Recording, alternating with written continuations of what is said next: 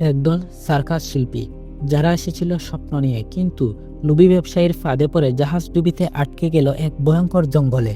তাদের সামনে রয়েছে বিশাল আকৃতির রক্তপিপাসু অ্যানাকোন্ডা, এবং সেই অ্যানাকোন্ডাকে ধরার জন্য এই অসহায় মানুষগুলোকে টুপ হিসেবে ব্যবহার করতে চাওয়া নিষ্ঠুর চূড়া শিকারী। জীবনের এই খেলায় কে জিতবে, মানুষের লোভ নাকি জঙ্গলের আতঙ্ক? চলুন শুরু করা যাক চীনা action horror cinema anaconda cursed জঙ্গল, প্রেজেন্ট বাই সিনেগর। সিনেমার শুরুতে দেখানো হয় বিশাল এক জঙ্গলের নদীপথে জেফ নামের এক লোক তার দুজন সঙ্গীকে নিয়ে জঙ্গলের ভেতরের দিকে যাচ্ছিল। তাদের কাজ হলো সাপ ধরে শহরে বিক্রি করা, কিন্তু আজ তারা যেখানে যাচ্ছিল সেই জায়গাটা ছিল খুব ভয়ঙ্কর। সচরাচর কোনো সুস্থ ও স্বাভাবিক মস্তিষ্কের মানুষ এখানে যায় না, কিন্তু নেশার কাছে সবকিছু হার মানে। নিজেদের জীবন বাজি রেখে এগিয়ে যায় জেফ ও তার সঙ্গীরা। নৌকার ক্যাপ্টেনও জেফকে সতর্ক করে বলে, তোমরা যেখানে যাচ্ছ সেই জায়গাটা অভিশপ্ত ও বিষধর সাপের আস্তানা। আর আমি শুনেছি এখানে একটি বিশাল অ্যানাকোন্ডা থাকে যার নাম ক্রিমসন। যে লোক সেখানে যায় সেই লোককেই নাকি ক্রিমসন মেরে ফেলে। এগুলো শুনে জেফ বলে, তুমি শুধু ওইখানে পৌঁছে দাও, তারপর তুমি তোমার টাকা নিয়ে চলে আসবে। জেফ একজন দক্ষ সাপ শিকারী, আর সে এখন এসেছে জঙ্গলের বিশাল অ্যানাকোন্ডা সাপ ক্রিমসনকে ধরতে। বলতে পারেন এটা তার স্বপ্ন। কিছুক্ষণ পরেই তারা সেখানে পৌঁছে যায়। নৌকাটির ক্যাপ্টেন তখন জেফের কাছে বেশি টাকা চায়, কারণ জায়গাটি খুবই বিপজ্জনক। এখানে কাউকে পৌঁছে দেওয়াটাই ছিল দুঃসাধ্য ব্যাপার।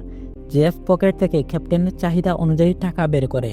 ক্যাপ্টেন টাকাগুলো নেওয়ার জন্য হাত বাড়ালে জেফ ইচ্ছাকৃতভাবে টাকাগুলো নিচে ফেলে দেয়। ক্যাপ্টেন নিচ থেকে টাকা তুলে হাসিমুখে জেফের দিকে তাকায়।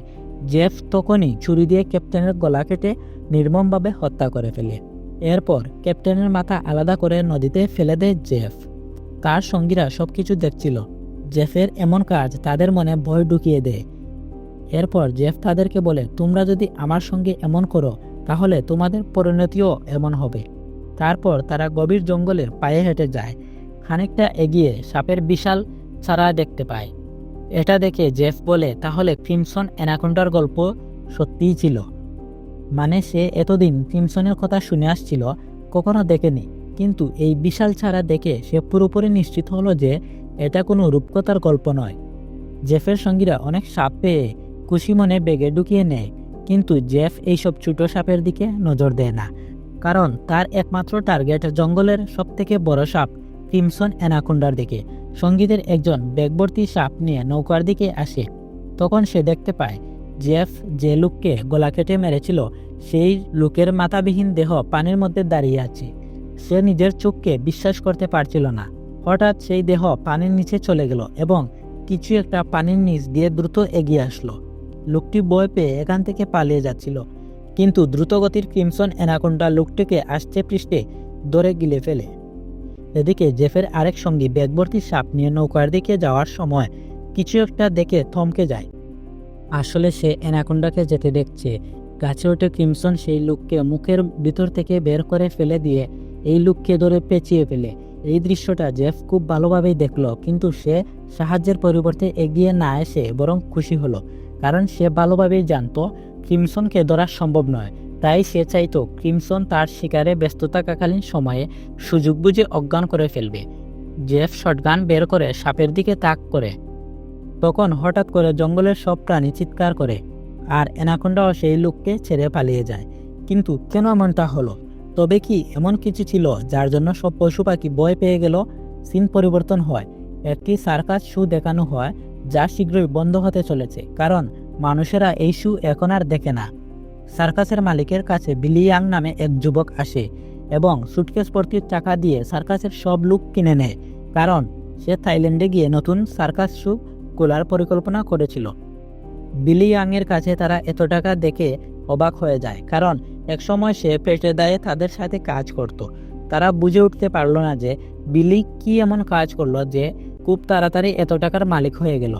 পরদিন সকালে নৌকা করে তাদেরকে নিয়ে থাইল্যান্ড যাওয়ার পরিকল্পনা করে। বিলি ইয়াংয়ের কথা মতো সবাই নৌকায় উঠে পড়ে এবং ক্যাপ্টেন নৌকা চালায়। যাত্রাপথে বিলি ফোনে কারোর সাথে কথা বলে জানায়, ডেলিভারি প্রস্তুত, শীঘ্রই এই লোকদের নিয়ে তোমার কাছে পৌঁছাবো। বিলির এই কথায় আন্দাজ করা যায় সে খারাপ কিছু করতে যাচ্ছে। কিছু দূর যাওয়ার পর তারা দেখে সামনের রাস্তা বন্ধ। ক্যাপ্টেন বলে, আমরা অন্য রাস্তা দিয়ে থাইল্যান্ড পৌঁছাতে পারি, কিন্তু অনেক সময় সাপেক্ষ ব্যাপার। ক্যাপ্টেনের এই পরামর্শ বিলি ইয়াংয়ের পছন্দ হয় না। সে উত্তেজিত হয়ে বলে, যেভাবেই হোক আমাদেরকে সময় মতো থাইল্যান্ডে যেতে হবে, কারণ ওখানে একটা শো আছে, আর শো এর পুরো টাকা আমি অ্যাডভান্স নিয়েছি। শো না করলে আমরা ধ্বংস হয়ে যাব। ক্যাপ্টেন বলে, তাহলে কেবল একটাই রাস্তা রয়েছে, সেটা হচ্ছে বম মেরে এই আসবাবপত্র উড়িয়ে এই রাস্তা দিয়ে যাওয়া। বিলি ইয়াং সহজেই এই কথা মেনে নেয়, কিন্তু তারা জানতো না যে তারা কত বড় ভুল করতে যাচ্ছে। এরপর তারা কন্টেইনারের উপর বম রেখে রিমোট দিয়ে উড়িয়ে দেয়, কিন্তু বিস্ফোরণের কারণে নষ্ট আসবাবপত্রে থাকা অনেকগুলো সাপ তাদের নৌকার উপর এসে পড়ে। ভয়ে সবাই এখানে ওখানে যেতে থাকে। পুরো নৌকা সাপে ভরে গিয়েছিল, আর সাপগুলো লোকজনদের কামড়াতে শুরু করে। লেনি নামের একটি মেয়ে বুদ্ধি কাটিয়ে পাইপের মাধ্যমে জল বের করে আশেপাশের সাপগুলো নৌকা থেকে ফেলে দেয়। এদিকে বাথরুমে লুকিয়ে থাকা বিলি ইয়াংয়ের ওপর আক্রমণ করে সাপগুলো। নিজেকে বাঁচানোর জন্য পানিতে ঝাঁপ দিয়ে কিনারায় পৌঁছায় সে। সেখানেও একটি সাপ বিলি ইয়াংকে কামড় দিতে চাচ্ছিল, কিন্তু তখনই কেউ একজন পা দিয়ে সেই সাপকে মেরে ফেলে। সেই লোকটি হচ্ছে জেফ। জেফ বিলিকে বাঁচিয়েছে বলে সে জেফকে নৌকায় নিয়ে আসে। জেফ সবাইকে মিথ্যা বলে জানায় যে একটি দুর্ঘটনার কারণে এখানে আটকা পড়ে আছে। তখন সার্কাসের এক লোক কানের ব্যথায় ছটফট করে। তখন জেফ এগিয়ে গিয়ে কি যেন বুঝতে পারে, আর তার আঙ্গুল কেটে ওই লোকের কানের কাছে রাখে। তখন কান থেকে বের হয়ে আসে ছোট্ট একটি সাপ। জেফের এই কর্মকাণ্ডে লেনি কিছুটা সন্দেহ করে থাকে, কারণ সাপের কামড়ে তার কিছুই হলো না কেন। তখন সে বুঝতে পারে জেফ সাধারণ কেউ নয়, মানে সাপ সম্পর্কে অনেক কিছুই জানে সে। লেনি বিলিকে জানায়, জেফকে আমার একদমই ভালো লাগছে না, সে আমাদের মতো স্বাভাবিক কেউ নয়।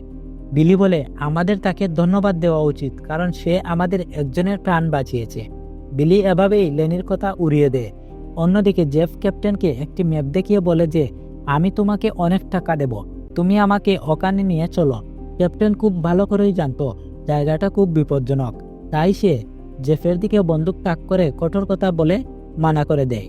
জেফ কোনো সুবিধা করতে না পেরে চলে আসে। ক্যাপ্টেন নৌকায় বসে বড়শি দিয়ে মাছ ধরে। সেই সময় হঠাৎই বড়শি নিচের দিকে টানতে থাকে। ক্যাপ্টেন পানির নিচে হাত বাড়ালে জেফ তাকে টেনে পানিতে নামিয়ে মেরে ফেলে। তারপর তাকেই বড়শির টোপ হিসেবে ব্যবহার করে বিশাল ক্রিমসন অ্যানাকোন্ডাকে ধরার জন্য। লেনি ক্যাপ্টেনকে খুঁজে না পেয়ে জেফকে জিজ্ঞাসা করে। জেফ জানায়, এই জঙ্গলে হুট করে উধাও হওয়াটা নর্মাল বিষয়, এতে চিন্তার কিছু নেই। লেনির সন্দেহ আরও বাড়তে থাকে। ঠিক তখনই জঙ্গলের অদ্ভুত এক শব্দ শোনা যায়। পশু পাখি চিৎকার করে পালিয়ে যায়। তখনই জলে কিছুর আভাস পাওয়া যায়। সার্কাসের লোকেরা বলে, এটা কিসের আওয়াজ? জেফ হাস্যোজ্জ্বল মুখে বলে, কিছু একটা আসছে। জেফের খুশি দেখে বোঝা যাচ্ছিল সে এই সময়ের অপেক্ষায় ছিল। তখন দেখা যায় বিশাল বড় অ্যানাকোন্ডা জেফের টুপের দিকে এগিয়ে আসছে, কিন্তু অ্যানাকোন্ডা এত সহজে জেফের ফাঁদে ধরা পড়ার ছিল না। তখনই ক্রিমসন সবার সামনে আসে। এই ক্রিমসন আকারে খুব বিশাল আর ভয়ঙ্কর ছিল। সেটা দেখে সবাই ভয় পেয়ে যায়। বড়শিতে ধরে থাকা জেফ ক্রিমসনের উৎপাতে পানিতে পড়ে যায় এবং সেখানে বেশ নাকানি চুবানি খায়। কিন্তু জেফ সহজে হার মানার পাত্র নয়। নিজেকে বাঁচানোর জন্য নদী সাঁতরে গিয়ে ছোট্ট একটা নৌকায় উঠে এবং বড়শি রশি সেখানে বেঁধে রাখে এবং নৌকায় দাঁড়িয়ে একটি অস্ত্র দিয়ে অ্যানাকোন্ডাকে আঘাত করে। কিন্তু এতে ক্রিমসন নামক অ্যানাকোন্ডার কিছুই হয় না। উল্টো ক্রিমসন নৌকা সহ জেফকে পেঁচিয়ে ফেলে। সার্কাসের লোকগুলো এসব দেখে ভেবেছিল জেফ মারা গেছে, কিন্তু জেফ সাঁতার কেটে পেছন দিক থেকে নৌকায় ফিরে আসে। এটা দেখে সবাই আশ্চর্য হয়ে যায়। জেফ পানির দিকে তাকিয়ে ক্রিমসনকে খুঁজতে থাকে। সে জানতো না ক্রিমসন এখন নদীতে নয়, তার নৌকার ছাদের ওপর রয়েছে। ক্রিমসন তার মুখ থেকে ক্যাপ্টেনের লাশ বের করে। এটা দেখে নৌকায় থাকা সবাই খুব ভয় পেয়ে যায় এবং পালাতে শুরু করে। ক্রিমসনও সবাইকে আক্রমণ করতে থাকে। জেফ তার হাতের অস্ত্র দিয়ে ক্রিমসনকে আঘাত করে। এতে অ্যানাকোন্ডা আরও ক্ষেপে গিয়ে জেফকে খুঁজতে শুরু করে। নৌকার ভিতরে ঢুকে সার্কাসের লোকদের আক্রমণ করতে থাকে। ভাগ্যক্রমে তারা পালিয়ে যায়। তারপর ক্রিমসন যখন লেনিকে আক্রমণ করতে যায়, তখন তার এক সঙ্গী বুদ্ধি কাটিয়ে একটি কলসি এগিয়ে দেয়। এতে ক্রিমসনের মাথা কলসির ভেতর আটকা পড়ে এবং ক্রিমসন নিজেকে মুক্ত করতে পাগলের মতো আরও ক্ষিপ্ত হয়ে যায়, যার জন্য নৌকায় থাকা কেরোসিনের ড্রামটি নৌকায় পড়ে যায়। ক্রিমসন ছটপট করে নৌকায় আঘাত করলে এক পর্যায়ে মাটির কলসি ভেঙে যায়, কিন্তু ততক্ষণে নৌকায় আগুন লেগে যায়। সবাই পানিতে ঝাঁপ দিয়ে নিজেদের রক্ষা করে। এবং আগুনের মাত্রা বেড়ে বোমের সংস্পর্শে এসে বিস্ফোরিত হয়ে যায়। নৌকা ধ্বংস হয়ে যাওয়ার কারণে বিলি ইয়াং কান্না করে, কারণ তারা আর সময় মতো থাইল্যান্ডে পৌঁছাতে পারবে না। সার্কাসের সবাই খুব ভয় পাচ্ছিল, কারণ তারা গভীর জঙ্গলে অবস্থান করছিল।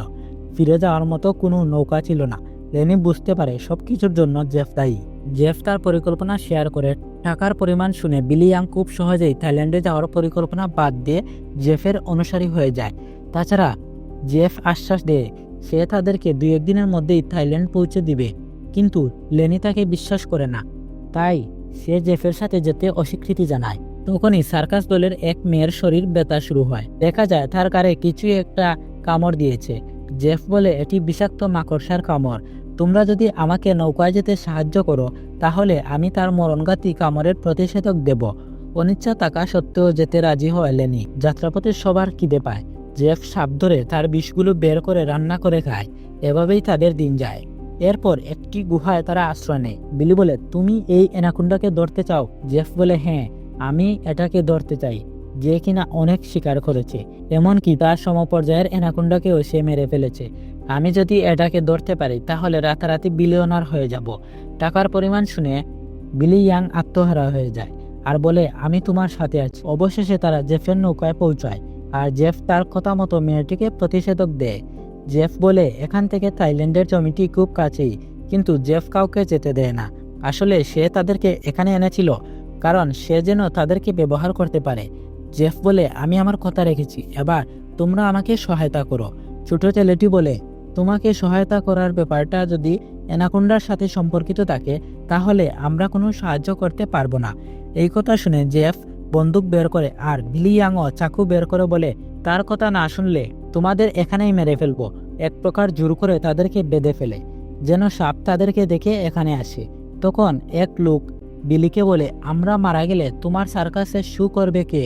বিলি বলে, আরে বোকার দল, সার্কাস করে কেউ এত তাড়াতাড়ি বড়লোক হতে পারে না। আমি তো তোমাদের বিভিন্ন অঙ্গ প্রত্যঙ্গ বিক্রির জন্য ওখানে নিয়ে যাচ্ছিলাম, আর ওটাই আমার বিজনেস। কিন্তু এখন পরিকল্পনা ভিন্ন, কারণ এই ব্যবসার টাকা অনেক বেশি। জেফ একটি মেয়ের সাথে দুর্ব্যবহার করলে মেয়েটি বুদ্ধি কাটিয়ে জেফের সাথে সঙ্গ দেয়। এক পর্যায়ে মেয়েটি জেফের বন্দুক নিয়ে তাকে মারতে চাইলে দেখে গুলি বের হচ্ছিল না।